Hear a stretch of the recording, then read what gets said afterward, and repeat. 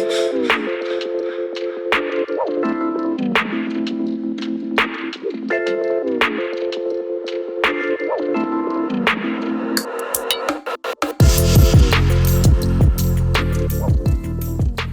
there's a YouTube video which I find really fascinating, and the second that you agreed to do this, I wanted to bring up, and it's about the importance of chairs in movies and how the chair that's selected by like the set designer is inherent to the character that sits in the chair. And I'll put a link of that in the description for this. But one thing about your work is that you're obviously quite keen on your chairs and your props. So how do you go about like sourcing them, and what's your thinking behind picking up what you get? Okay, that's a really good question. I mean, you're absolutely right. The furniture and the sets in a kind of wider sense are a big deal in the photography that I do.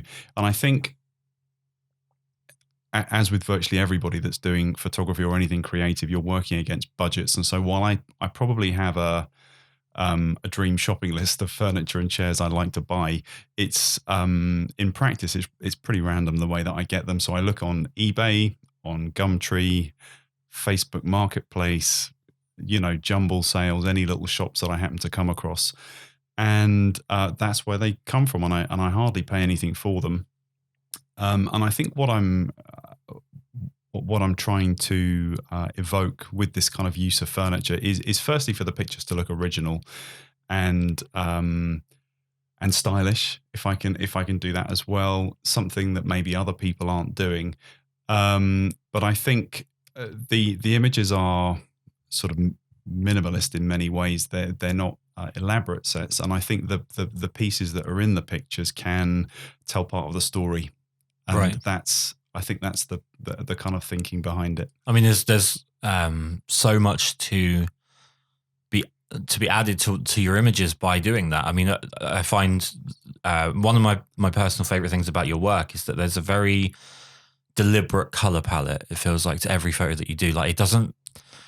Okay, so this is a general critique of photography that I find, is that it feels like a lot of decisions happened by chance for a lot of people. Whereas with you, I feel like I can almost understand the through thinking of every decision that's been made going into the photo. And I think the prop and the chair or the background section or the styling all goes into that.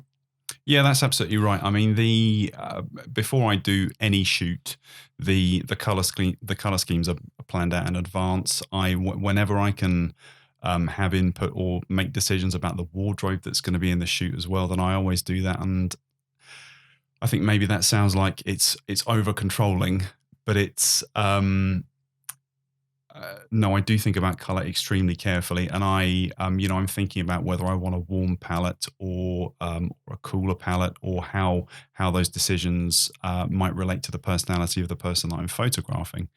In the edits, I am obsessed by color, and I have various kind of systems and tools that I use to get that right. But it's lots of that is practically linked to the kind of backdrops I have and the furniture that I have. But you're absolutely right. It is an important decision, and I like to have as much control of that in the nicest possible way as I can. Well, it's definitely working for you. I think there's everything about the way that your work's laid out, even down to like the way your Instagram is set out, feels very deliberate and very stylized and very specific. It's something that I think is underappreciated. Photography is a very strange medium, because especially if you go the university route or if you go the camera club route, it's very try this thing, then try this thing, then try this thing. And I think it teaches people to not have a style, because they're always just trying the next thing. Whereas if you want to sort of move through the gears quite quickly, I think you'd want to focus in quite heavily on one or two real parts of your work that are going to move you forward and focus you in quite quickly. So when it comes to your model selection, like who you're working with and how you're going to sort of utilize that model, is that as planned out as sort of your color scheming and your sourcing of props and setups and stuff? Yeah, I think so. The most of the models that I work with are people who come and model for the workshops that I run, and there's a number of decisions that I guess I have to make to do that. I mean, first and foremost, I want to work with people who I know to be good to work with and easy to work with, being purely practical. But I also want to work with people who are interesting, who look interesting, who I feel are stylish, and who eventually I feel will help me and the people that attend my events produce good pictures, and Yeah. that's purely what it is. Um, so yeah, I work there. There are plenty of people that I work with regularly. Um, some people that I work with less, and again, much of it is practical. It's people who can get to me relatively easily, or people that happen to be on tour. But I do for the style of work that I produce. Um, I don't even know how you kind of say it, but I want the pictures to look classy as well, Yeah. and stylish. And so I do think very carefully about who I'm booking. Yeah. Well, it's okay. So how much do you think that do you think models have a style, like in terms of like almost like a genre, like different models can be strong in one style and maybe not in others, and they, they're great for one type of work, but maybe look out of place in others. Yeah, I think. I mean, I certainly think that is true. I think maybe there's a conception that models are a blank canvas. Maybe that's true in some senses, but certainly for me, I think people do have a certain style, and you can still be flexible within that. But I don't know who said, it's probably a Coco Chanel quote or something about style being a kind of inbuilt thing. Um, but yeah, I think the people that I'm working with have a certain sense of style, regardless of the type of look that we're doing. And I think that that's reflected in the character of the pictures. And I think in the degree that you can read into people's personalities or characters from the pictures, that's important to me as well. Okay. So what's your studio setup like? Right. So I'm Mr. Tiny Studio. My I work from home. I've got to be honest, that's quite ironic because you're about 1.5 feet taller than me. Yeah. The studio is built onto the back of the house. It's a converted large double garage. It's like a white box effectively, and everything's in there, and it's the studio setup. I mean, I shoot with Canon cameras for what that's worth, and the all of the lighting that I use is kind of Elinchrom lighting with big octoboxes, and that's what the setup is basically. I mean, I change the floors around, I change the backdrops around. I've got absolutely bucket loads of furniture. So is that shoot to shoot that you're changing things around, or is it you go through sort of seasons of preferring a different floor? Or No, I change the floors up in the shoots. So Okay. I use, and I get lots of questions about the flooring. Which is really nerdy. But as you brought it up, I mean, I have several vinyl floors that are in rolls, which are about 3 by 2 meters. So they're sort of big enough to be fine in the shoots, but you can kind of roll them up and lean them up against the walls. I've also got several kind of Persian rugs. I don't even know if they're real Persian rugs, but it's that kind of style. And again, you can layer them, and they add really lovely texture to the pictures. And so yeah, I change the floors up within the shoots. So I'll be looking for 3 or 4 different sets and different looks, and the floors do have at least some significance in the way the pictures look, I would say. Again, I think it just speaks to the sort of, I don't know if this is a word, but the deliberacy of the way that you're doing things, like the deliberate nature of how you're structuring the end product, is that it's down to the flooring is considered for the individual shot, as opposed to the haphazard way that quite a lot of, like, I used to be very haphazard with almost every aspect, like even down to lighting, which meant that my results were incredibly inconsistent. to a crazy extent. And I think whilst it's probably not the most like sexy subject, I think being very planned out and being able to answer all of the whys of how a photo comes together actually is one of the most important parts of building yourself as a photographer. So who is it that's influenced you to the style that you're at now? Well, it's not going to be a very original response, I'm afraid, because my kind of photographic heroes are all the kind of biggest names. So, I love the work of Annie Leibovitz, of Ruben Afanador, Chris Knight in America.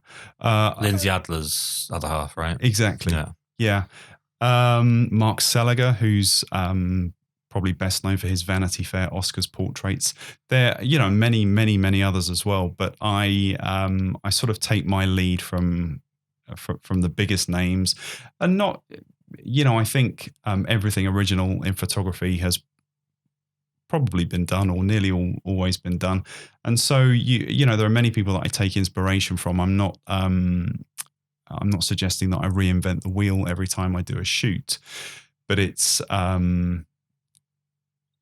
So those are the people that I really sort of look up to, and and in the work of those people, I mean, they're working on a much, much bigger scale than I am. They no doubt have sort of significant teams of people that are advising them on many aspects of what they do.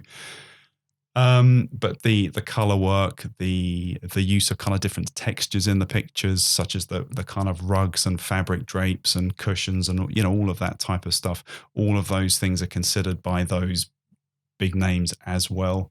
And so I kind of I would say I borrow freely from their styles. That's good inspiration though, right? That's the way it works. You got to borrow freely. Yeah, absolutely. I think yeah, I mean, I think you're absolutely right in that respect. I wouldn't ever try and suggest that I'm doing something that absolutely nobody has done before. Well, to that point, there's an expression that we both used to be musicians, so let's go sort of down that route a little bit. But there's an expression that I always used to get told when I was studying audio engineering, which was, we're 100 years into electric music. All the ideas aren't gone, but most of the good ones are. And I think that's really true. Like, you might be able to do something original, but sometimes to do something completely original, you're doing something that there's a reason that no one's picked it up in a couple of centuries of photography or whatever. There's a reason that it's been kind of avoided. So whilst it might be different from what everyone else is doing, that doesn't necessarily mean it's going to be good, I suppose. Yeah, I agree. I think doing something just because it's new is not a good idea, because it can be new and bad. And I think as we're talking about new and old, I certainly take my inspiration from a lot of old visual art. I mean, not necessarily photography, all kinds of painting and sculpture. I borrow freely from the ideas of, art from the 16th and 17th centuries. And I think everybody stands on the shoulders of somebody good. Certainly anybody producing good work is standing on the shoulders of other people that have produced good work. Yeah. You have to me, there's almost a Sue Bryce thing going on with your work. Is that something you've heard before? Or? Well, I mean, no one's ever sort of really compared me directly to Sue Bryce, but it's very flattering that you say that. I mean, I absolutely love her work. She, I think one of the really important things that she does is kind of empowering women in her photography, especially. I was going to use the phrase "ordinary women." No, I know what you mean. And what I mean by that is non-professional women performers, if you like. So, women that would otherwise not have any particular relationship to photography or modeling or anything like that. Yeah. And she, I mean, I haven't met her personally. I haven't seen her in action personally, but I've seen plenty of her online stuff. And one thing that she is amazing at, and that I certainly borrow freely from her, is her knowledge of kind of posing and body shapes, and particularly helping people to look good in photos, whatever their body shape. Yeah. And I think that's a tremendously... And she's great with hands. Absolutely. It's a really underappreciated part of the involvement of posing is what the hands are doing. because the hand, like no matter how relaxed or beautiful someone can look in a photo, if the hands look awkward, I think we read into that really quickly, and it skews the feeling of the image. It's absolutely right. I mean, I think whatever the branch of photography you're doing, I think probably most people feel slightly awkward having their picture taken, and awkwardness and anxiety are unconsciously shown in hand position, whether it's hands in pockets or hands directly in front of you, or whatever it might be. And I think I've remembered it correctly that the mentor from whom Sue worked when she was starting out in photography said you can always tell a professional photographer by the way that people's hands look in the picture. Right. Yeah. And I think, we talked about shooting weddings before we started recording, and when I do wedding photography, one of the things that I'm super conscious of is where people's hands are in the groups to make sure people aren't holding something in their hand which is going to look silly in the picture, such as their phone or phones, whatever it might be. Yeah. But no, hand position is incredibly important. It's one of those really nerdy aspects of posing that I find it quite interesting, to be honest. Yeah. But if you look, if you go to the National Gallery in London and wander around the portrait galleries, you can look at what people's hands are doing in those pictures, and learn a tremendous amount from them. How they how they illustrate power play, for example, or you can tell a lot of mood with hands. Absolutely. You've got almost like the old school example of the Kuleshov effect, which is like you can show someone completely expressionless looking at the camera and then cut to war, and it infers the idea that he is sad or concerned about war. But if you were to use the same shot of the person and cut to food, it would be like, oh, he's hungry. So that idea that like one part reflects the other, I actually think hands are almost their own mood to an image. So the expression on the person's face can be one thing. Like you can have a very confident smile, but you can have nervous hands, and that almost tells you there's like a nervous excitement to the image or to the person's mood. I think it's just a really overlooked part, because again, I think there's so much of, especially photographing people, I find it a very bizarre genre. I've been doing it now for 6 years, and I still constantly find myself confused by what people are choosing to do. Is that there's a lot of it that isn't like sexy in terms of like exciting or interesting. So a lot of people focus on gear, and a lot of people focus on the shape of the person that they're photographing, and then that's it. And I think that having, like you said, having that kind of nerdy interest in what someone's hands are doing and what that does to the image takes it from being like, oh, that's a nice photo, and that's a very pretty person, that's cool, to kind of the next level of you feel a connection to that person. It's the same with like acting in films, I guess. It's the little moments between the big moments that actually deliver you to the point that you say that is an amazing actor compared to that's a competent actor.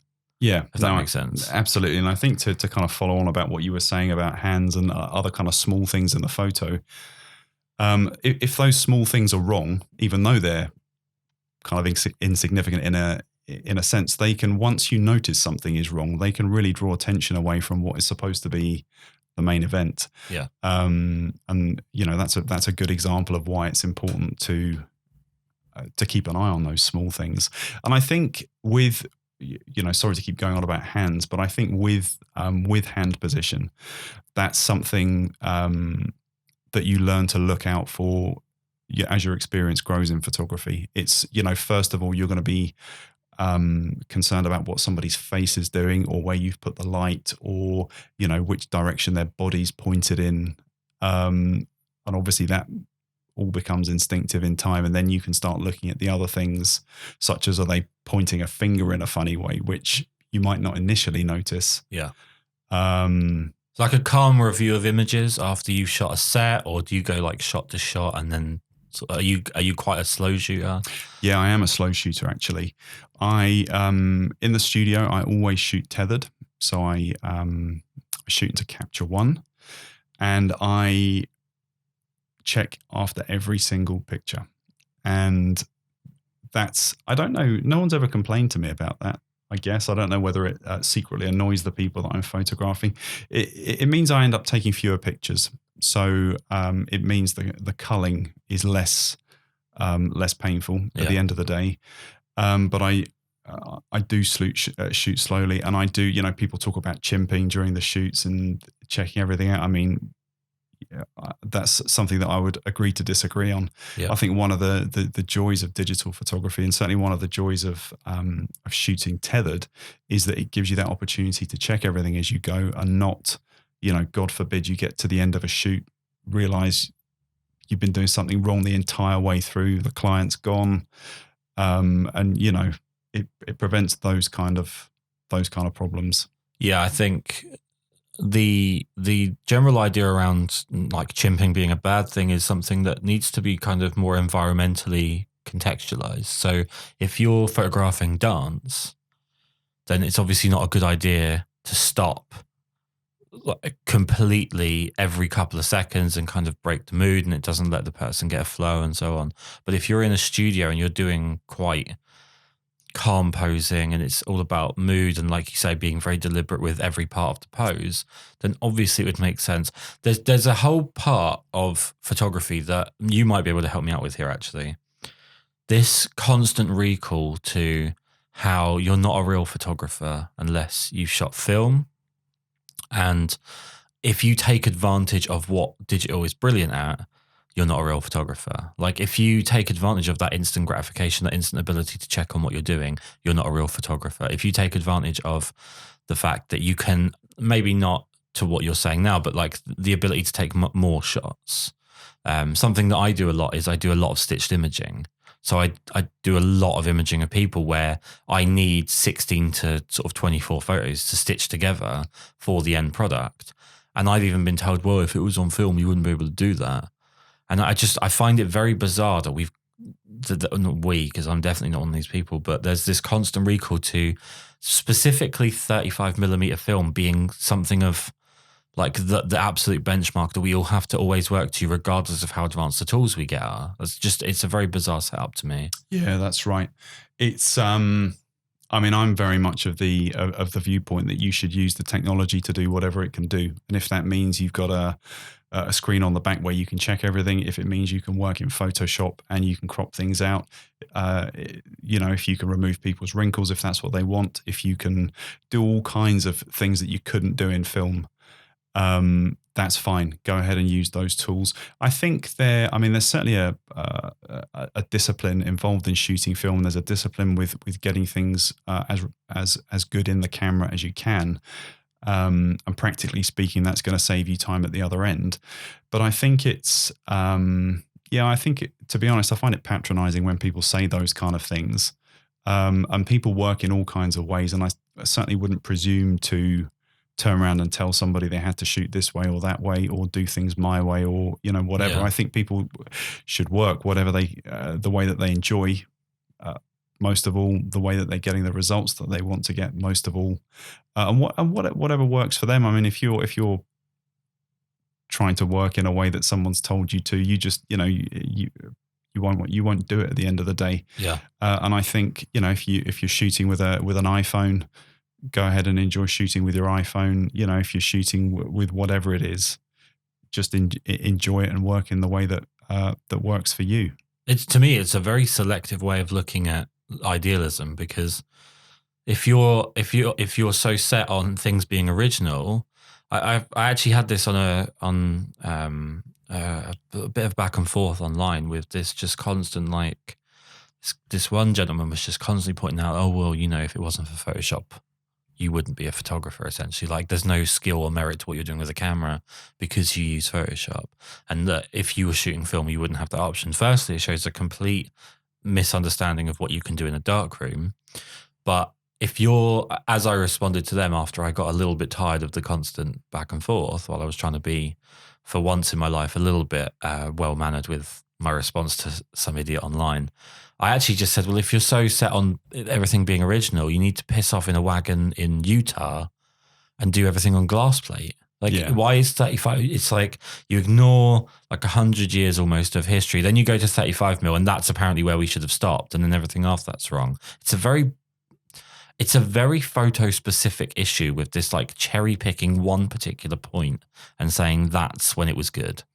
Yeah, it's. I mean, I know what you're saying, and I do agree that it's bizarre. I mean, the scenario that you just described kind of reminds me of people that, they'll talk about things being not natural or not right, or in all kinds of things to do with general life, and I kind of think, okay, well, saving people's lives from cancer or heart surgery is not natural Exactly. at all. And so, we'd never say to some, we'd never deny people medical treatment or, whatever it might be. Call them a hipster and tell them that, Yeah. And it's with the Photoshop question, there's a whole, almost a whole industry around talking about the kind of ethics of what you can do in Photoshop or what you should do. And at its most basic level, I kind of think, all of those arguments are valid arguments, but what about wearing makeup? For example, wearing makeup is enhancing just in an analog way. And I don't think anybody ever criticized people for enhancing negatives in the darkroom, for dodging and burning, analog photographs. You use the tools that you've got at your disposal to achieve an outcome that is desirable to you. Well, I think you're exactly on the point, which I'm finding, especially with photographing weddings, obviously I don't apply a lot of makeup myself. So I'm not really aware of the process, or I wasn't aware of the much of the process involved and how things have changed over the years. But at the point that we're the most socially outraged by Photoshop, we're applying more makeup than we ever have before. Right.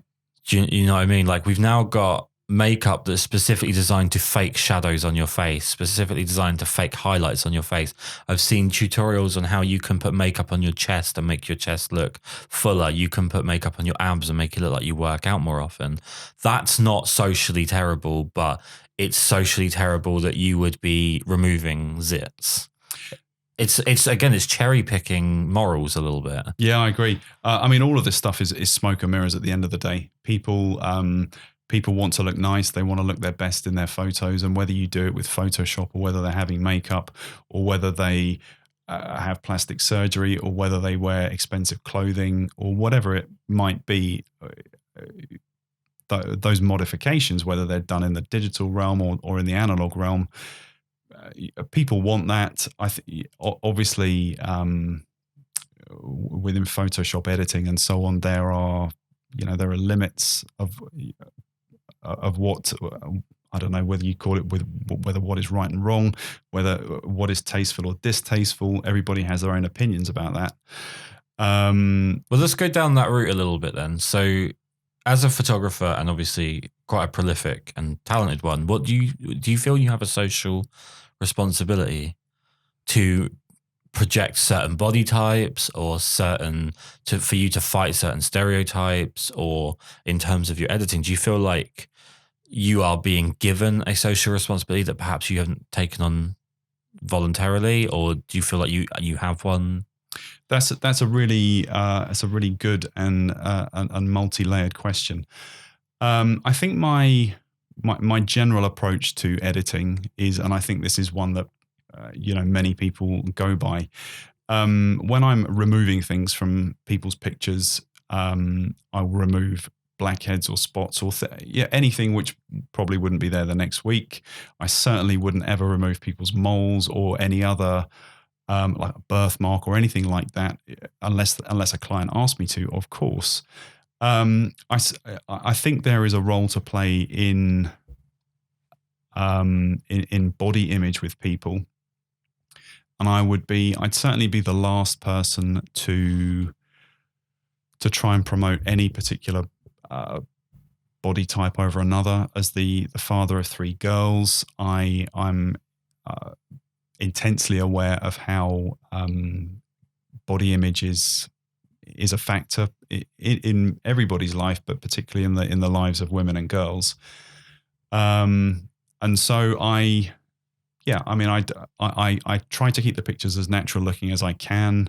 I will use liquify here and there if asked. I mean, to be honest with you, with Liquify, which I think is Photoshop's, or one of Photoshop's most controversial tools, the thing that I most use it for is making people's hair look bigger.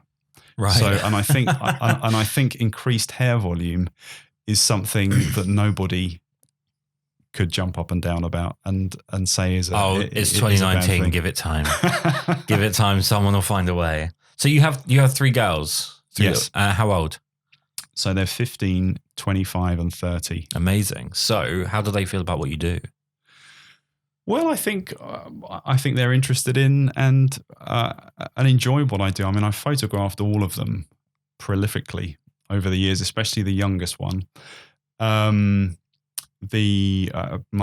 youngest daughter shares many of my kind of interests, including in photography, and so she will get into it a little bit more, and she does a little bit of modeling. Most of the people that I shoot are women. I'd love to be shooting more men, so get in touch. But all of the photography that I shoot is, I always have at the back of my mind, actually, as you brought up my girls, would I be happy if somebody else photographed my kid in this way? Yeah. And so I always, and there'll be people that can relate to that, and other people that think I'm being an old fuddy-duddy. But I do always like to keep it classy, to keep things natural. I photograph lots of children as well, and I think if you want to have at least some aspect of your career which is to do with photographing children, you have to be careful about the other types of photography that you get into. I'm not saying there's anything wrong with what anybody wants to shoot, but most people will find the link not particularly healthy. I think if you photograph girls in their underwear or topless or whatever it might be, the mums of the 12-year-old clients that you might have will not probably be so interested in. Well, it feeds into the stereotype as well, right? Yeah, of course. Unfortunately. Of course. So when it comes to putting together a portfolio like yours, how deliberate was sort of the long game? So are you going shoot to shoot without a relationship between sort of this model's images and the last model's images? Or are you trying to sort of make a series almost out of what you're doing? Yeah, good question. My current portfolio website is laid out in a very definite style. So it has 5 main kind of galleries, and each of those galleries has a particular kind of look. And the idea of that is, I guess twofold. It shows people what I'm doing at the moment. So I do keep it up to date. And, I hope it would also demonstrate there is a kind of consistency in my work and a thought to the kind of overall output. Now, the point that you've raised about a kind of sort of series or continuity in the work is something that I'm trying to sort of pursue more in various projects. I mean, I'm doing fine art photography, gallery type stuff. I had quite by chance last year, I had a portrait in the Royal Academy of Arts Summer Exhibition, wow. which was very unexpected. And I only submitted the picture because the Academy had sent out a call for photography in the exhibition. So I thought, okay, well, I'll send something in. And it was chosen. And so there was interest in producing more kind of fine art style work, which is something that I've been working on over the past year. So I do have a series of work in that style. It's not in the public domain because it will be actual gallery stuff hanging in galleries. But all of that work is based on 17th and 18th century portraiture, or it takes its lead from 17th and 18th century portraiture, Flemish and Dutch portraits, which other people are doing as well. But I think I've made it my own in a sense. So working on a conscious series there, and also I have another series that is coming up. It's more of a it's editorial. It's to do with women news readers and news journalists who have covered the and I'm not even sure how I've managed to squeeze Brexit into this talk, but someone always does. But most of the journalists, or certainly many of the journalists that have been at the cutting edge of reporting on Brexit have been women, which is I don't know statistically whether it's how that kind of lies, but it seems to me that more women than men have been at the bleeding edge of the kind of hard news to do with Brexit. And so I'm photographing a number of the sort of A-list women news journalists for a series. Now, I'm not sure where it's going to hang or be published yet, but that's lined up for the second half of this year. And it's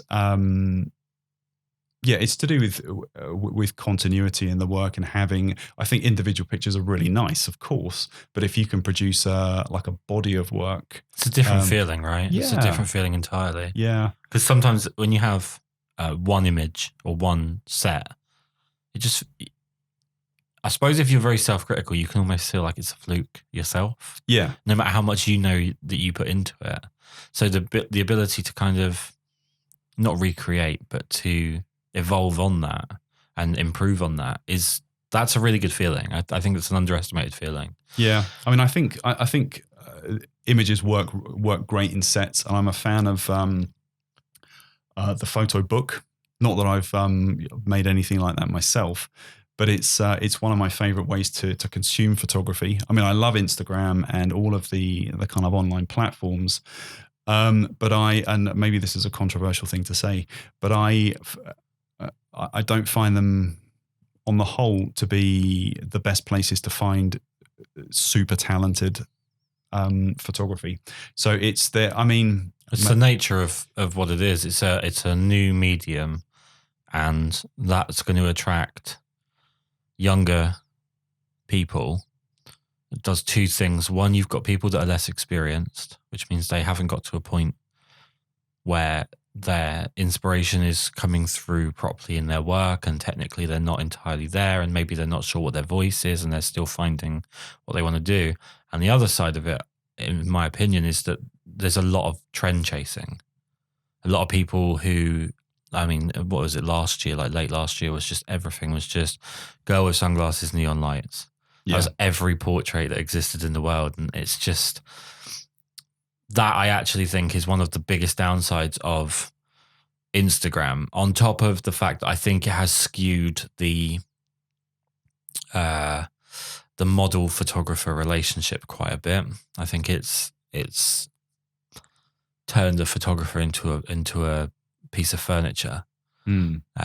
But I think that the trend chasing and the metric of, well, my photo must be good because lots of people liked it, means that people then go, well, that one got lots of likes, so I'll do what they did. And it waters down the quality of anything quite significantly. Yeah, I think all of those points are absolutely right. And I think Instagram is the platform, the social platform that I've chosen to put the most effort into. I mean, I'm on pretty much all of them, but Instagram is the one that I spend the most time trying to do well at. And I think the very nature of it means that you're constantly filtering. You're trying to filter out the good from the bad.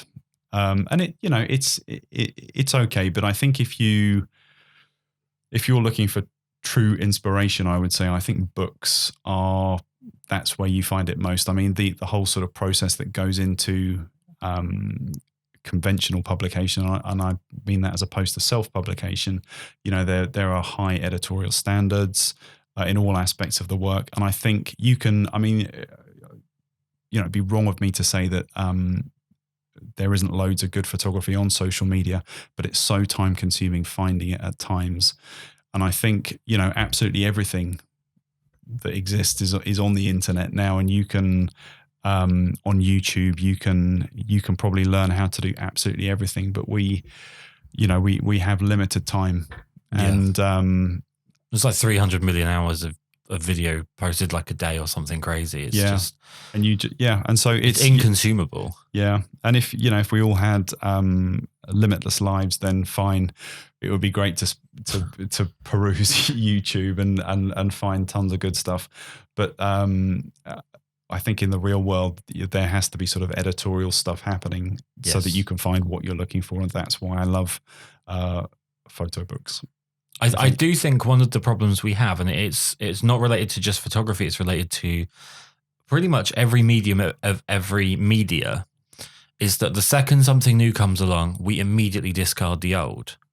And then it comes back, because something being new just means that it's different. There can be huge improvements. The jump from what we have now, where you can just have a song instantly on your phone, to vinyl is a huge jump in convenience, and it's in many other ways. But there are still people that like vinyl. Vinyl had a resurgence because it's not necessarily about just always improving something's convenience. Sometimes there's actually an enjoyment to the medium that I don't think people consider when it comes to just replacing the old with the new. I don't want to turn this into too much, because this is all fantastically interesting. I definitely don't want this to be political at all, because this is just so interesting. But one thing I'm finding a lot lately is that there's almost a political point to everything. Someone's got to find a way to politicize everything. When it comes to Instagram's really, really bad for it as well. I think especially I follow a lot of American models and photographers, and I find that everything has to be politicized. So here's an image of, model, whatever, like a fashion image, but then there's a politicized point to the caption or whatever. What do you think of the politicization around photography? Yeah. It is a very real thing. I think on the one hand, there is a lot to be said for images which are technically capable, which are interesting, and there is absolutely nothing wrong with a picture just being nice at face value.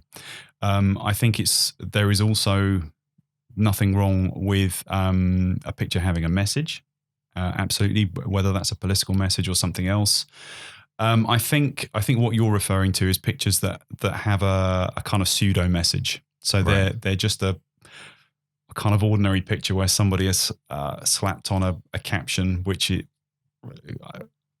is supposed to sort of mean something, but maybe it's kind of facile. Yeah, I mean, I find that annoying, but I think that feeds into the. I mean, again, without getting too deeply into politics, otherwise you'll never shut me up. Politics. In the Western world, certainly in the UK and in America, has become hugely sort of polarized in two clear directions. Or I don't know whether it's two directions. It is literally two directions, but it's become so one-dimensional. Yeah, yeah. It's highly polarized, and I think people just. That's what your question is feeding into. I think I don't get into it myself. I think once you start, if your work is not overtly political to start with, I think if you start introducing that element, it can turn people off. Yeah, exactly. I think it's something that what's underestimated now, and not just with photography, but with any aspect of social media, is that there are people that work very, very hard and have situational parts of their lives that are very stressful and difficult. So you might have people that have disabled kids, or they're a carer, or they're a nurse, or their job is particularly stressful. They're going through a tough time with an ill relative or whatever. Everyone's got a story of something going on. And to have everything else have this huge weight added to it, everything trivial has got this political weight at a time when, if you're not with us, then we'll punch you in the face. Or if you're with them, we'll punch you in the face. Or if you're this kind of person, that means you're this kind of person. And if that, then this. I don't think people realize how much that switches people off to you in like huge droves. And it's very hard numbers to prove that, because the majority of the photographic Instagram world is girls in their pants. Right.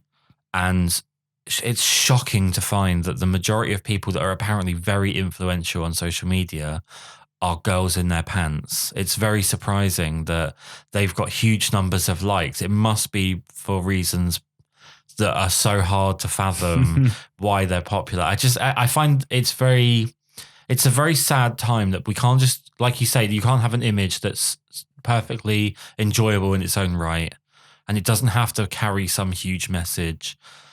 And now people feel the need to like tack on a message for the sake of, I really don't know really what's happening with society. I think I'm just going to move on because I think we're both probably end up going down a whole channel. So you're a Canon shooter. Let's go down that route. Yeah. So what are you working with? So my daily driver is a 5D Mark III. Right. So it's kind of long in the tooth, I guess, in digital terms. It's not as long in the tooth as the other camera I use in the studio, which is a 5D Classic. Right. Which I absolutely love. I mean, the best sounding shutter in the world. Yeah, absolutely. Oh God, it's so nice. I mean, the old 5D, I think I'm just trying to remember what year it came out in, maybe 2005, if I remember correctly. It's not a versatile camera by any means. It's terrible in low light. It focuses slowly. The LED screen is absolutely appalling, so on and so on. But the things that it does well are absolutely incredible. And I think that the pictures, I use it in the studio literally all the time. And the main reason that I use it is so that I don't have to change lenses all the time on the Mark III. And that's a really sort of lazy reason to to come up with. But in a controlled studio environment where all of its shortcomings are not shown up, it produces incredible pictures. And I think, one thing that I read again and again, and that is kind of borne out in the pictures that I shoot with this old camera, is that Canon got skin tone right with the old 5D, and it hasn't really been improved on since. Right. That's my, that's how I feel about it. I mean, with the Mark III, again, it's got shortcomings like every other camera. I certainly wouldn't upgrade it to a Mark IV for studio work. And it's, everything is shot with those two cameras, and probably 90% of my pictures are shot with a 50mm lens. Right. I don't. Which one in particular? It's the 1.2L. Right. So it's a lovely lens. I shoot it at f8 mostly, or f9, yep. which isn't even taking it's kind of magical super wide aperture, and working with that. But it's fine. I mean, there are other lenses that do the same job for less money. But yeah. it's almost everything I shoot is with that. And the reason that the practical reason that I shoot with it is that I favor full length photos most of all. And that's where me and you are hugely different. Yeah. Yeah. I'm allergic to full length photos. Right. And it's like, you could imagine conversations between photographers where one guy shoots Nikon, one guy shoots Canon, and that being the weird, because no one cares, it's a brand, but that being the thing that people butt heads over, or you shoot this style, I shoot that style. But it's so funny. It is honestly one of the things that when I first started following your work, you are one of the few photographers that I think shoots full length and it doesn't annoy me. Because my main problem with full length is that it creates a lot of extra real estate within the frame that isn't utilized almost all of the time. And you're someone, with the way that you design your images with the props and the chairs and the backgrounds and the flooring and whatnot, that I don't feel like it at all affects the image. In fact, it's a real positive, because it creates like space and airiness, and it feels like a set. It feels like almost a movie shot, or the actual thing you brought up earlier, which I didn't think about, but is exactly where I would put your work, is like the Vanity Fair Oscars shoot. It's in that direction. Well, that's very kind. I'll take that. But I'm absolutely allergic to full length. Right. It drives me mad when I photograph it, and when I see most people photograph it. But you are someone that can do it. Well, I tell you why I like it so much. It's that it gives an opportunity for interesting body shapes, basically. I mean, not crazy pretzel posing or whatever they call it, but it's, one of the nice things about it is that you can, most people have four limbs. You can do something that is pleasing shape-wise with two hands and two legs. It means that the furniture gets its its moment in the spotlight when the furniture's nice. I get the impression that when you're doing a shoot, you're a little bit more keen on the furniture than the model. I can neither confirm nor deny that. It is a kind of fun thing.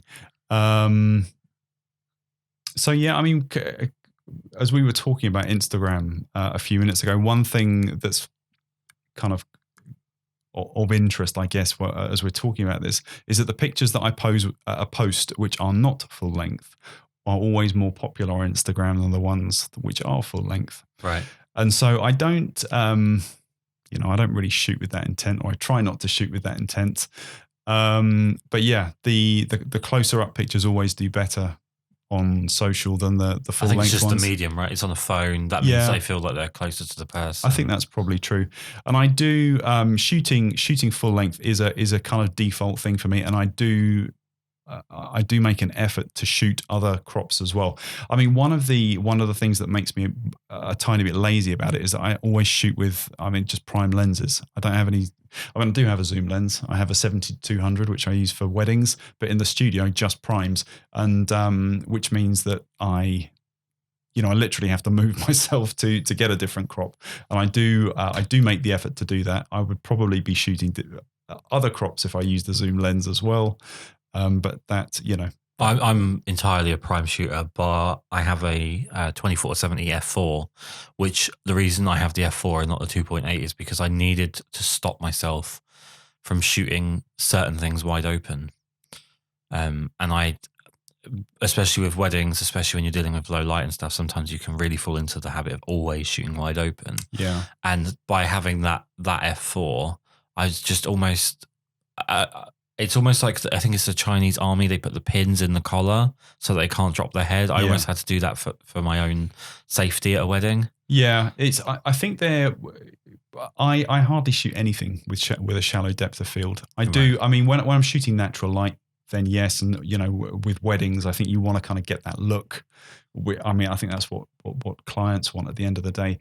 But with shooting wide open, it's I think one of the things that's turned me against it is that if you look on social media groups, which are communities for photographers, it's just that absolutely everybody does it. Yep.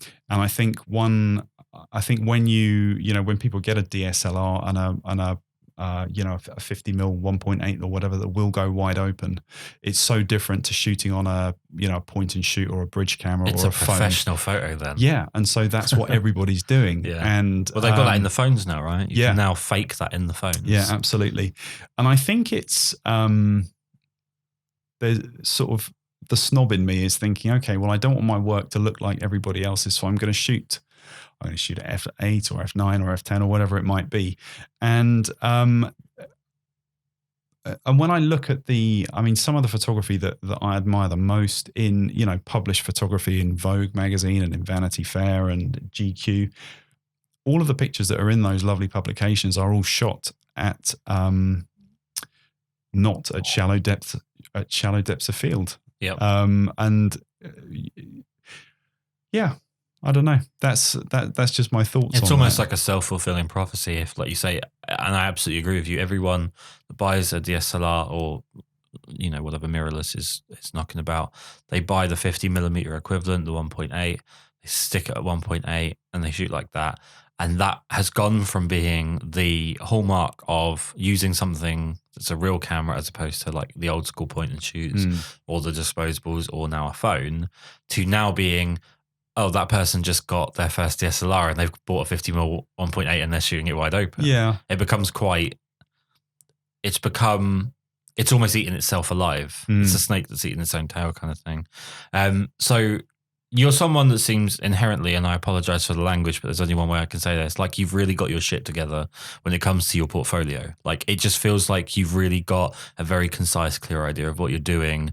Do you experience many bad shoots? Do you have many off days, either yourself or the actual shoot just doesn't go to plan? No, not really. And I don't mean that in a kind of arrogant way at all. I mean, occasionally things aren't your most favorite outcome in a shoot, but it's I think you can avoid bad shoots by planning. which is what I do. And so, there are always some, the outcomes of some shoots that I prefer to others. And that's, I'm sure absolutely everybody is in that same situation.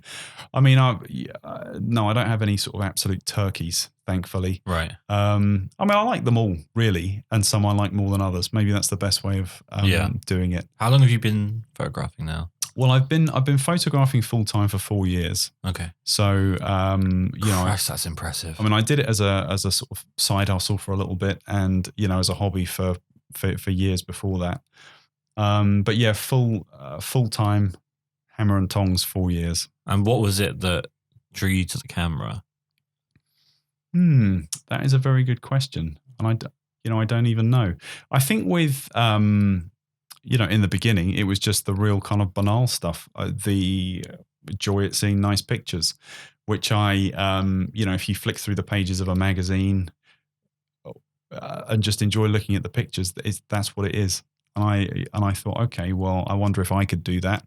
And I think with photography, lots of people will say the same thing. It's quite a good union of creative and technical stuff, both of which, there is a kind of nerd inside me as well as the creative. Yep. And so it sort of satisfies that that dichotomy or that balance or whatever. So when you look at the landscape, obviously 4 years is a decent amount of time for what I think has been quite a huge transition in the sort of landscape of models. In England, I can't speak for anywhere else in the world, but in England, I think the massive rise of Instagram, the massive, I don't know how to describe the shifting acceptability of what people post. I think, 5 years ago, if daughters or sisters were posting some pictures that they've taken themselves that are being posted now, I think family members wouldn't be as supportive as they probably are now. Right. I don't really know how to say that more No, politically correctly. Okay. Yeah. But the threshold to call yourself a model has never been lower. Right. Whether or not that's a good thing, that's actually a fact, because you can write "I am a model" on a place where most people are posting model photos, and that's it. It's just an accepted fact. There's I have a real hatred for one particular phrase, which is internationally published, because I just don't think it means anything. Yeah. Because if you were internationally published, it's like I can't imagine someone won a Formula One race. Right. If you did something amazing, I'm sure there should be more detail. That side of things has always bugged me. But the threshold's never been lower. And I'm happy to be wrong here. I also think the standards have never been lower. In the time that I've been doing it, I've been photographing for about 6.5 years. And I don't think the standards have been lower in terms of what's out there and available in terms of who is modeling, which is probably down to just dilution more than anything. It's just so many people doing it that it's hard to find anyone that's really honed their craft, let's say. And then the other side of it, which I'm really making sure I don't tread on too many eggshells here, is that the attitudes are quite skewed. There's quite a lot of what appears to be, and I might be wrong, but entitlement. That being a model somehow entitles you to a certain, not respect, but almost you should be in awe of people because they call themselves a model. It's a very bizarre situation for me. Are you finding it easy at the moment to find high quality models for your work, or are you finding it hard and you're kind of returning to the same people? No, I agree with what you're saying. There's a very broad spectrum of people's talent. I think that's effectively what it is, isn't it? I mean, I think in any creative business, there are going to be people that are at the very top of their game. There'll be, people in the swimming with the rest of the crowd, and then some people at the tail end. I think you'll probably find that in everything. I mean, the people that I work with for the events that I'm doing they're primarily people that I've got on recommendation, actually. So I'm really happy with the people that I work with in that sense. I mean, I get lots of messages from people effectively asking me to photograph them. I think the kind of implication is, can you do it for nothing? The answer to that is usually no. But I know what you mean. I think the attraction of kind of models or individuals on Instagram is that I mean my personal view is that they do better on social media than photographers do. Yeah. And I think the reason for that is that people they want to follow the progress or the journey or the life of an individual, and that's more interesting in many senses than following the kind of work of another individual, photographer or filmmaker or creator or whatever they might be. Yeah. I think it's easier when if you're interested in one person, it's easier if you see pictures of them, of their face, of what they're doing every day. And I think people are kind of drawn into that. And obviously that, the kind of imagery that those people are producing will follow a range of different directions. Some of it, some of it which I don't like, but who am I to judge? And, some of it which is great. I'm careful and choosy with who I work with. Yeah. And so the people that I do work with, I've always been happy, with those people. That's, I can't really speak to, other people who, are doing whatever they're doing. Yeah. But I know what you mean. There is a kind of tail end and there is sort of tacky stuff. And at the end of the day, people can call themselves whatever they like. Somebody can call themselves a musician. And that's whether they play a pair of spoons, or whether they've, whether they're the lead singer in a rock band, or whether they're a concert pianist or whatever it might be. And it's the same with modeling and photography. People can call themselves whatever they like. But if you're producing good work, you will get noticed if you keep hammering away at it. Yeah. My main issue is I think about it the same way as if like you looked for a doctor on a high street. If you go to a busy high street on a Saturday and you stood in the middle of the huge crowd of people and you shouted, "Is anyone here a doctor?" And if the threshold for saying that you're a doctor is to just say, "I'm a doctor," I wouldn't be too keen on getting medical treatment from the vast majority of people that then responded. And it would be very hard to find the one person in that that's actually really doctor, working hard to hone that craft and is an actual doctor. Yeah. That's it's not so much about like, it's not that I want to pick on people that are just starting out, but it's the fact that I almost feel like it took me a long time to call myself a photographer. And I think people are very quick to just say, okay, well, I've decided that I'm now this thing. And then that's it. They just decide that they are that thing. And I think it just waters down the craft. And I think it almost demeans the hard work that a lot of people have put in to become very good at something. And I've worked with models that are absolutely fantastic and completely underappreciated. And I've worked with other models that I've been told so many times to work with, oh, they're so amazing, they're so brilliant, especially when I was younger and naive and following more of what people were telling me as opposed to kind of objectively looking at what was going on.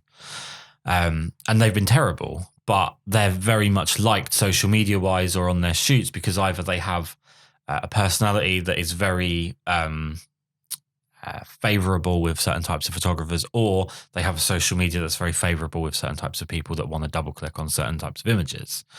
How much because it's a customer service industry almost being a model, right? Because it's a weird one because you have to, if you're a fantastic looking person with lots of talent, but you are absolutely impossible to work with your attitude, that changes the dynamic completely, right? So how much do you sort of, if you were to put a percentage like, half and half, you got on the one side, their sort of their talent and their looks, and on the other side, their attitude and their, their agreeability, I guess, and the ability for you to work with them in a kind of cordial sense.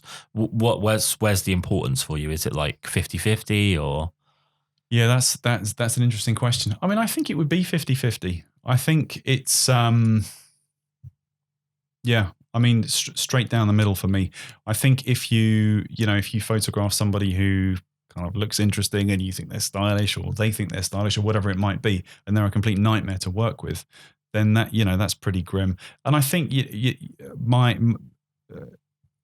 my experience with working with models is it is for workshops and training a lot of the time, and so it's very important that the people that model for those events are people that are going to click well with the people that pay to come and do those. So I think, that is super important. And to be honest with you, I've never had a bad experience. I've been lucky. That is insanely lucky. It may happen, but you can have some of mine if you want. That would be great. To be honest with you, I think a good marker is how much people charge. Oh yeah, to model. And so I book people that charge a kind of good whack. Yeah. And that so far has worked out well for me. So I haven't I haven't gone the route of trying to book people who are cheap, because I assume they're cheap because they're not really very good at it yet. Yeah. And so I work with established people that are charging a rate which goes with their experience and their talent and everything else. And are you looking through like a variety of their own portfolio with different photographers and kind of seeing how they've worked in different genres, or are you watching kind of like they're posing image to image? How are you sort of selecting? Yeah, it's both of that. It's both of those things, but it's mostly on recommendation. So I started when I started running those events. The first person that I booked to do that was somebody who lives close to me. She's a very well established name in the modeling industry, and she's very, very good. And she was amazing. And I took advice from her on who I could book next, and then I booked the next person, and they were good. And I then chatted to them about who they thought might be good for this, and they came up with a few more names, and that's really how I've done it. And I think in creative, so much comes from personal recommendation that's worked for me so far in working with models. So what compelled you to do the workshops then? Well, photography can be quite solitary. If you're only doing client work, and I don't really like being lonely, if I'm perfectly honest. And so doing the events it is a nice way of meeting people in kind of practical and financial terms as well. They're, I think a phenomenon of modern life is that people, or certainly some people, don't really want to kind of buy things with their money, particularly if they're in their 30s, 40s, 50s or whatever. They want to kind of do things. Yeah. So that's a really good point. And so it's, I think they call it the experience economy, don't they? Yeah. And so people, I think the people that come to my events are probably a third professional photographers and 2/3 amateur photographers who know what they're doing. Right. And so it's providing a service for those people that want to come and spend the day doing a specific aspect of photography. And so far the workshops are focused on a fairly kind of narrow style, so people know what they're going to get. Yeah. The lighting and the editing styles are quite particular to get that kind of look, and so they know they're going to learn a particular thing. Well, you have that very concise portfolio, so people aren't going to be coming in and thinking, well, I wonder what we're going to get out of today. I wonder, Yeah, that's right. I mean, I do a range of photography. Various other, I like other working photographers. I do, a few different things to keep all the plates spinning. But the stuff that goes out on my social channels is the stuff that I want people to kind of know me for. So I don't, when I do an architectural job for somebody, or if I'm doing product photography, that's absolutely fine, and I enjoy doing it, and I enjoy getting paid for doing those jobs, of course. But the work that I want to get more of, and that I like to be known for, is the stuff that I sort of put out there. Yeah. So I think that's a sort of sensible way of thinking about what you want people to find you for. Yeah. So, again, to your point about the sort of having the very sort of narrow styling to the way that, or the narrow style to the way that days can unfold and the images that people are going to get. I think people conflate having a style with lack of adventure sometimes. And it goes back to that camera club mentality of you've got to try everything like several times, and you go and you try this style and then you go over to that style and then you try this and you try that genre and so on. And I think that especially like you say, with this being called sort of like people are doing things with their money rather than buying objects, it's really cool to see people actually take an interest in, I want to learn how to do that specific thing, as opposed to, oh, go, it's an experience day where you take some pictures of this, and then there's sort of like a bit of, take a few pictures of a bear in the zoo, and then you go and do a picture of this girl stood next to a post. And, like it feels more like people are learning an actual aptitude, a skill, as opposed to, I guess what I'm saying is they're taking more away from it than just doing the thing. They're actually coming away with knowledge as well. So they almost are getting the best of both worlds. Yeah. Because as long as they retain the information, they're actually buying something as well as doing something. Yeah. That's really the most cool thing about it, is that you get something and you experience something. Yeah. I mean that. Yeah. To come back to your point about people thinking if you've got a certain style, it's, maybe they think it's the only thing you can do. I mean, that's something that I have a kind of internal dialogue with myself about. I kind of think, I produce work which on the one hand has a kind of consistent look, but do people think it's the only thing I can do? And when I think about that, I go back to the people, the visual artists that I admire most, whether that's somebody like Annie Leibovitz or, Mark Seliger, or whether it's a painter like Rembrandt. Those people, although there is a kind of variety in their work, it still has a kind of look. And that's really what I'm going for. You will find people that say, well, it all looks the same, or Mozart's musical sounds the same, or all of Iron Maiden's albums sound the same, or whatever it might be. But if I think if you want to be known for something, it has to be like one thing. It has to be established as well. Yeah, you have to have not just done it a bit, and then you can kind of do some side projects and come back to it periodically. It is a thing you have to do. Yeah, and I think it's the same in, if you think about team sports, for example. If you think about, I mean, I'm by no means a football expert, but if you think about back when David Beckham was a professional footballer, he was known for taking corners. Yeah. If you want an amazing corner, Beckham's going to shoot the corner. If you, there are all kinds of examples that I think you could find in all areas of life. Yeah. Be good at one thing.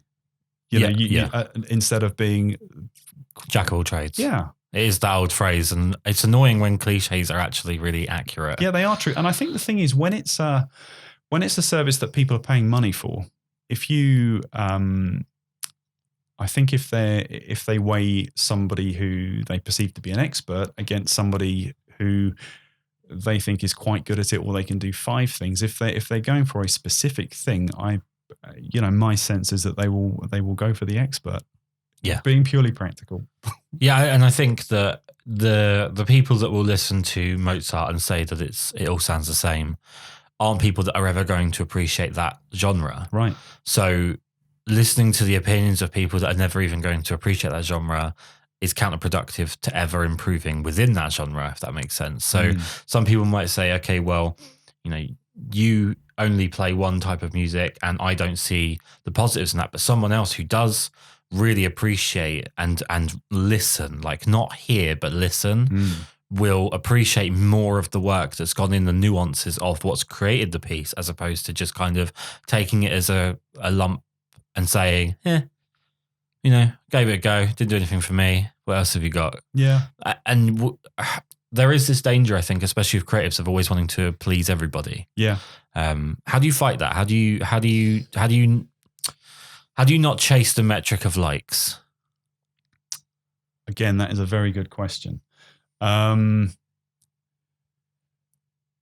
honestly don't know. I think the most honest way that I can answer your question is that the work that I put out there is kind of honest work. It's work that I believe in. It's work that I like. It's work where I think I'm making a sort of true and flattering reflection of the person in the picture. And so if, some people like those things, other people don't like those things.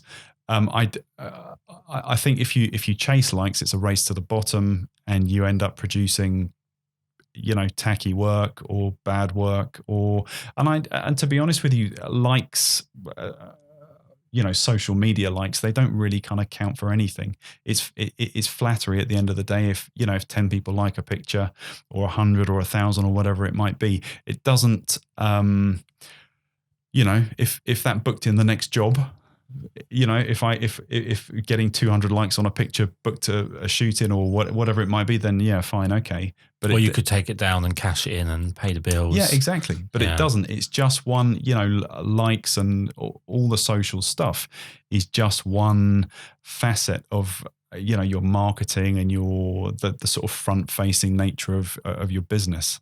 I think that there's a language. I'm very personally, away from photography, I'm very focused on language and the way that people structure what they're saying, because I think even if people don't know they're doing it, there's always a deliberacy to the way that they create the sentences that they put out there. And I think social media is fantastically clever with a couple of things. It really harps on old religious context in our head.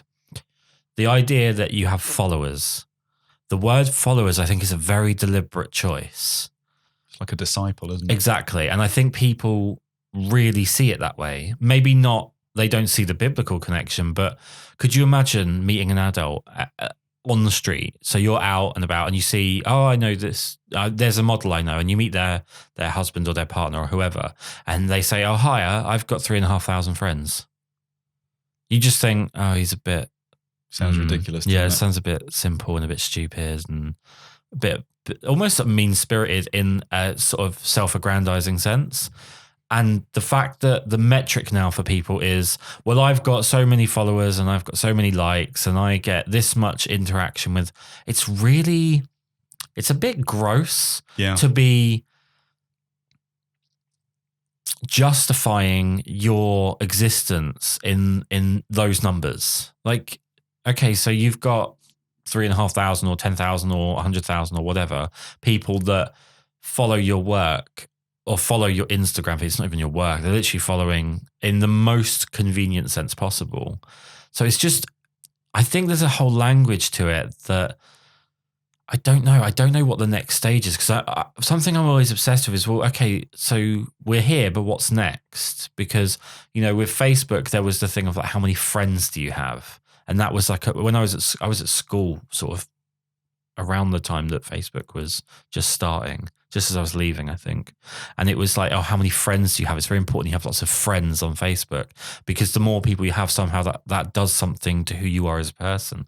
And now it's followers. And I just think, well, what's the next step in the language? Like, is it disciples? Yeah. Do we call them the flock? Or, what's the next step for people to self-aggrandize, and for you to pay for the privilege to be self-aggrandizing? It's just a very bizarre dynamic. It is, yeah. I find the whole thing very strange.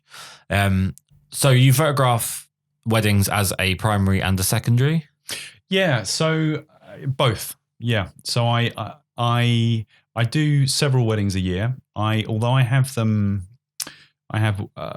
weddings as a service advertised on my website, and I enjoy doing them. I'm not in the I don't really market it otherwise, so I'm not doing the wedding fairs and so on. Yeah, they're evil things. I'm not. I cannot. I hate wedding fairs. It's a cattle market for weddings. It's a bizarre, horrible, weird dynamic, and I think you get the wrong people. Right. You get people that are making snap decisions and yeah. So I don't do those. I mean, I do a reasonable amount of second shooting with an extremely talented wedding photographer. Would you like to give them a shout out? Yeah, it's Nikki Kirk. Okay. And she's she's based in the Cheltenham and Gloucester area, and she's an incredibly talented photographer. I love working with her. It's a beautiful area to be photographing weddings as well. Absolutely. And I have a really nice wedding upcoming next year in Vermont. So it will be the first time that I've done that kind of travel for work. So it's somebody that I've known for many years, who a friend who's marrying an American lady. So that's why the wedding is in Vermont. So I'm hugely looking forward to that. It's a winter wedding, so there'll be proper snow. Yeah, an actual real winter. But yeah, I mean, I enjoy weddings, but not quite enough to go into it hammer and tongs with both feet. So So what do you find the differences though between being a primary and a secondary in the way that you approach the day? I think it's psychological. I think when you're the primary shooter, in the front of your mind, not even the back of your mind, in the front of your mind, you're thinking this is their big day. It will hopefully only happen for them once. It's probably cost them an enormous amount of money. Yeah. Don't mess it up. Right. That's in the front of every photographer's. And is that what's stopping you from going 2 feet in? No, not at all. I think I just prefer working in the studio. It's not. Right, okay. I absolutely don't have a negative vibe about weddings at all. I just prefer being in the studio. I mean, to be honest, being purely practical, the thing about weddings, which is tough, is just being on your feet for 12 or 14 hours a day, and then feeling what your legs feel like the next day. Well, we've just hit 350 weddings roughly that we photographed since we started. Wow! And I've now got an incredible burning pain in my left knee. And I feel like my kneecap is actually starting to separate slightly. So I'm probably going to have that looked at. And it's ridiculous because I'm like, well, I have to schedule some time in to get my knee fixed so that I can keep doing the job that I'm doing. You're 100% right. The thing I always say to clients when it comes to them, especially guys, especially grooms, sometimes are a bit apprehensive about the amount of money that goes into a wedding and things like photography, is that you're not paying someone to take photos. You're paying someone to be alert when they're not. And the really good photographers, I think, are the ones that are alert when they're not taking photos, that they don't kind of go, all right, first kiss is done. I just switch off half hour now. It's straightforward. Done the groups, right? I can go and have a fag and have a glass of wine. Yeah. I'm amazed with some of the second shooters I've had, how quickly they just kind of go, right, done. Yeah, no, you're absolutely right. I think some people kind of balk at the idea of reportage photography at weddings and so on. I absolutely love that. Yeah. I mean, I like the formal stuff as well. But I think it's the moments that people, formals are nice for you to give to your grandmother to frame and put on the mantelpiece and that type of thing. It's body count though, isn't it? It's what were they wearing? Were they there? Yeah. And I think for the couples themselves, it's seeing their friends enjoying themselves. It's seeing their families, loving each other and everybody being together. Because there aren't other events where everyone in somebody's family gets there. No. And it's important for all of those kind of reasons. So, second shooting is super important, and the reportage stuff is mostly what I tend to do as a second shooter. And I love doing that. And you have to, it's eyes on everybody absolutely all the time. Yeah. And what I tend to do is long lens second shooting, right? Because people don't like having their photo taken if they know you're there by two lots of people as well. If you're the second shooter, two of you doing it, that can be. If people know you're there, they start being weird or they start doing other things. And something that I've noticed, which is hugely annoying, is if people become aware of you, they turn their back to you. Yeah.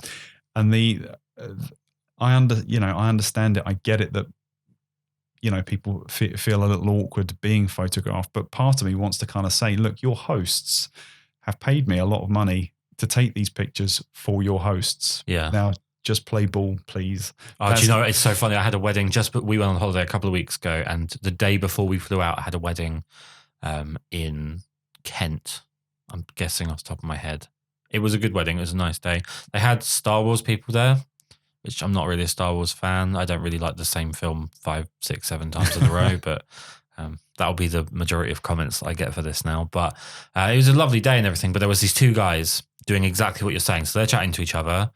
I'm an 85, so I'm nowhere near them, and I'm doing a wide full body of the two of them plus some context around them. And they both turn And I was like, okay, that's fine.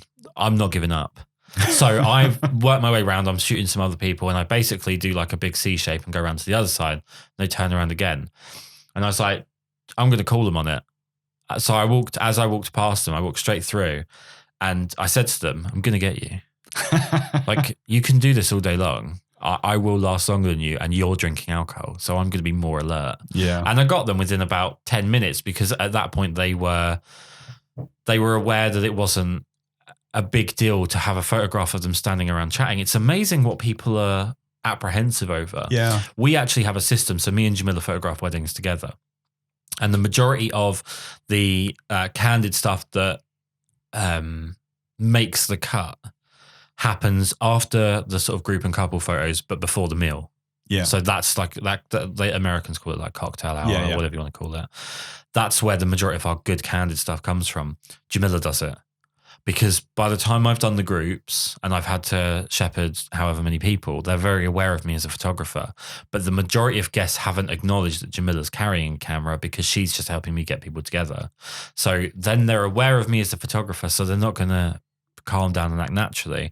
That's where Jamila does a lot of the capturing of natural moments. And it's just silly little psychological thinkings like that have jumped my work or our work, the overall end product, hugely, because you get so much more natural stuff just by thinking, I'm actually quite annoying to these people at this point because I've just kept them here for 15 minutes while I do some groups. Yeah. So I need to not annoy them anymore. I'll go do something that doesn't rely on not paying attention to me. I'll go photograph the wedding breakfast room, or I'll photograph the rings or whatever, and Jamila can get the natural stuff. Yeah, be the ninja. Be the ninja, exactly. Yeah. I think when you're doing wedding photography, I think one of the kind of dichotomies in one of the things that you come up against is people want amazing photos of their wedding, but often don't want to do they have to be posed, and it's. I think in order for things to not look set up, sometimes you have to do setting up. Yeah. And I think that can be one of the difficulties. I think but again, that's all part of communication, isn't it? I think if people know from the outset that there's going to be, if you say it's going to be half an hour of shooting to get your pictures, yeah. Sometimes people go for it and sometimes they don't. Yeah. But it's well, we find, generally speaking, and obviously every couple's different, but I am almost a caricature of myself on the day. So I am very deliberate with when I talk and when I don't talk. So in bride prep, when I first arrive, I talk. I'll not only talk to the bride, but I'll actually have a chat with like the makeup artist, and I like to talk about other weddings. Maybe not, I don't let the truth get in the way of a good story. And we'll talk about other weddings we've had where something hilarious happened, or this happened, or that happened. And, you get a bit friendly with the other vendors. The bridesmaids are then like, oh, wait, what happened? So you get talking to the bridesmaids. You're like, right, now I've got you for the groups because we've now spoken to each other. So when it comes to the groups, you can't pretend you don't know who I am. Yeah, no, that's good. And then when it gets to the ceremony, obviously I'm not going to be chatting to him through the ceremony, but right before I go over, I make sure the groom hasn't got his enormous Samsung phone in his front pocket because that drives me absolutely balmy. Right. Make sure his tie is straight. And it doesn't matter if his tie's already straight. I go and straighten his tie and just say, if you need us for anything, just let us know. I'm going to move that out of the way. Don't forget to turn around. Right. And then you kind of, you've planted the seed a little bit without being too like, go over and go, excuse me, make sure you look at her when she walks in, all right? Because I need that photo. Yeah. It's a way of kind of getting them to do it. And then when it comes to the group photos, which is where I become almost a caricature. So Jamila's half Arabic. Me too. Oh, really? Such a weird coincidence, yeah. Okay, so we should have got her doing that. We could have done like a multilingual one. So Jamila's half Arabic, and I come from a family that is German by sort of a few generations back, but I play up as if I'm half German. People that listen to this are going to be quite annoyed by that. So I play up as if I'm half German. So we have this dynamic of basically casual racism towards each other. So Jamila will make a joke about me being half German. I'll make a joke about her dad being Arabic or whatever. And there's almost that kind of like, oh, we're not just doing photos. It's not just look at each other like you are in love and are thinking about your future. If you get a laugh in the photo, you get people to naturally laugh and you've posed other parts like hands, especially like you say, that photo will go down with other people as, oh, it was such a beautiful moment. They were so in love. And it's like, well, you know, I was making a joke about Jamila wearing a backpack, but okay, that's fine. You know, she was making a joke about, you know, windowless trains or whatever. So it's just one of those things where if you can get a laugh or you can get a reaction out of people when you have to, if you can get a natural one, that's the way to go. Yeah. I think my favorite part about photographing weddings is just the fact that every single day you've got a different boss. And it's really interesting to just people watch. And the reportage style of photography is, I'm sorry I say it very commonly. I'm from... Not at all. I know you say reportage. I can't say that without sounding like I'm being sarcastic. But it's very fulfilling because you watch and you watch and you watch and you're like, I know it's coming. I know there's a moment coming. I know these, like, I know there's going to be like, I can hear the joke coming. You listen. Do you find yourself listening to like the cadences of people talking? Absolutely. You're like, there's a joke coming here. Here comes the punchline. There it is. And you get the photo. And that's a really fulfilling thing. Yeah, absolutely. And I think what you're saying about kind of lying in wait for the shot is very, I mean, I used to do a bit of street photography just for fun. And I think it's the same kind of thing, isn't it? Oh, if you want to be a wedding photographer and you can't get booked for a wedding, go and photograph street photography with an objective. Go out and photograph street photography and create a narrative series where the photos are telling a story. Yeah. Because street photography is wedding photography without a bride and groom. Yeah, absolutely. It's exactly the same thing. Yeah.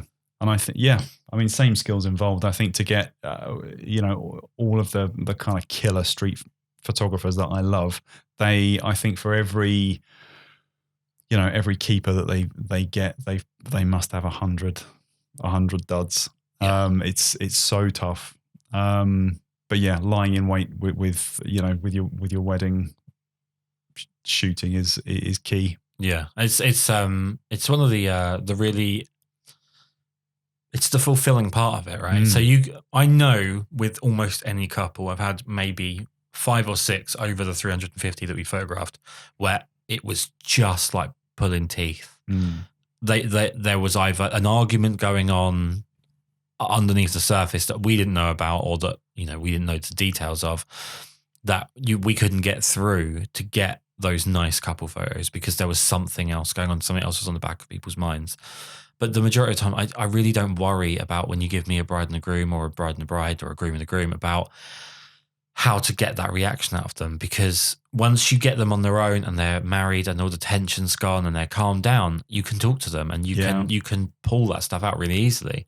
But the moments you have no control over, and it all comes down to your ability to track a situation and track people and then execute the photo. And the most frustrating thing in the world to me is when there was an amazing moment, I just didn't nail the photo the way I wanted it to. Exactly.